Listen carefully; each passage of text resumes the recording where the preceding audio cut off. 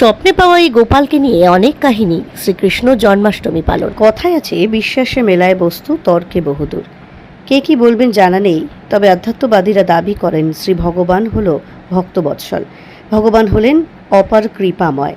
ভক্তকে কৃপা করার জন্য তিনি সব সময় ব্যগ্র।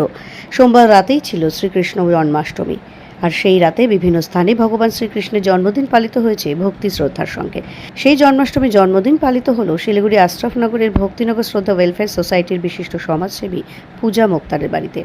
পূজা দেবীর বোন রূপালী গোস্বামীর দাবি, 5 বছর আগে তিনি স্বপ্নে পান গোপালকে। প্রথমে স্বপ্ন দেখার পর চারদিকে খুঁজতে থাকেন কোথায় গেল তার সেই স্বপ্নে দেখা সোনালী রঙের গোপাল ঠাকুর। খুঁজতে খুঁজতে তিনি কার্যত